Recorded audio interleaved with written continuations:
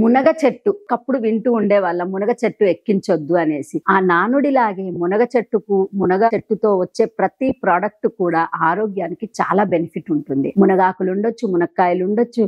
So ఈ మునగాకు కూడా మనము ఎన్నో రకాలుగా తినొచ్చు, మన డైట్ లో మనం ఇంక్లూడ్ చేయొచ్చు. ఎందుకు దీనికి ఇంత ప్రాముఖ్యత?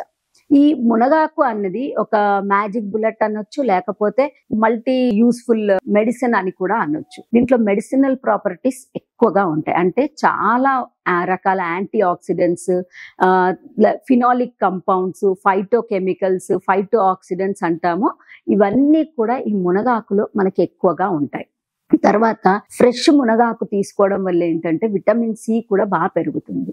మనం మన తెలుగు రాష్ట్రాల్లో కానీ లేదా మన దేశంలో చూస్తే గనక ఆడవాళ్ళలో ఎక్కువ అనేమియా అన్నది, రక్తహీనత అన్నది చాలా ఎక్కువగా చూస్తాం. సో ఈ మునగాకు వల్ల ఐరన్, వైటమిన్ సి రెండు పెరుగుతాయి. అందుకని రక్తహీనత ఉన్న వాళ్ళకి ఒక ఈజీ, చీప్ అండ్ బెస్ట్ అనుకుంటే గనక ఇది one of the best source అని చెప్పొచ్చు.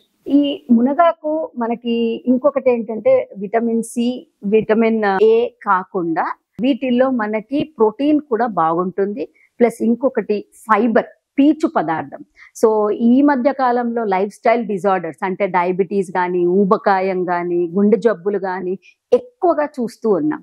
సో ఇవన్నిటినీ కూడా మనం కొద్దిగా ఫుడ్ తో కంట్రోల్ చేయొచ్చు అంటే ఈ మునగాకు కూడా మన ఆహారంలో రెగ్యులర్ గా ఇంక్లూడ్ చేయడం చాలా మంచిది. సో ఈ మునగాకు ఈ బెనిఫిట్స్ ఉన్నాయి కదా, ఎలా తీసుకోవచ్చు మనము? అది కుక్ చేయడానికి, ఉడకపెట్టడానికి కానీ, లేకపోతే రెగ్యులర్ గా ఒకప్పుడు అవైలబుల్ దొరికేది కాదు, కానీ ఇప్పుడు ఇది కూడా మనకి మార్కెట్ లో బాగానే దొరుకుతోంది. సో దీన్ని మనం ఎలా తినొచ్చు?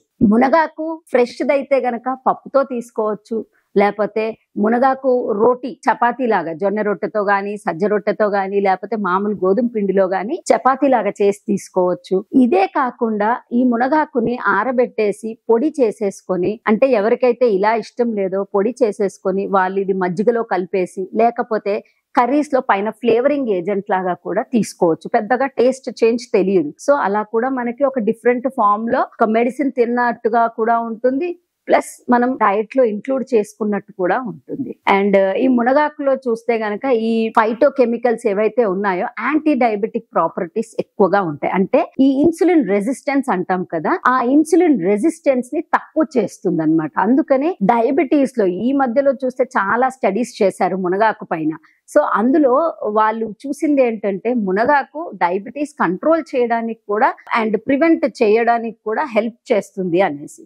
సో మునగాకు మన రెగ్యులర్ మెనూలో ఒక పార్ట్ అయితే గనక మనం మన ఫ్యామిలీకి కానీ మనకు కానీ ఎన్నో బెనిఫిట్స్ ఇస్తున్నట్టుగా చెప్పొచ్చు. ఈ మునగాకులు చూస్తే గనక మునక్కాయలు కానీ, మునగాకులు కానీ ఆరోగ్యానికి ఎంత మంచిదో అలాగే అతిగా కూడా తీసుకోకూడదు, ఎందుకంటే పీచు ఎక్కువగా ఉంటుంది. సో ఎవరికైతే పొట్టకు సంబంధించి ప్రాబ్లమ్స్ ఉంటాయో వాళ్ళు కొంచెం ఫస్ట్ లిమిట్ గానే తీసుకొని, అది వాళ్ళకి పడుతుంది అంటే దాన్ని వారంలో 1-2 సార్లు తీసుకోవడం కూడా ఆరోగ్యానికి మంచిది. మునగాకు ఇంకోటి ఏంటంటే ఈ మధ్యలో చాలా ఫుడ్ ప్రొడక్ట్స్ కూడా చేస్తున్నారు దీంతో. ముఖ్యంగా బ్రెడ్స్ లో వేయడం కానీ, లేకపోతే కర్రీస్ లో వేయడం కానీ, ఫ్లేవరింగ్ ఏజెంట్స్ లాగా. తర్వాత మనకి ఇక్కడ సౌత్ ఇండియాలో పొడులు తినడం చాలా అలవాటు, పొడులు గాని, పచ్చళ్ళు గాని.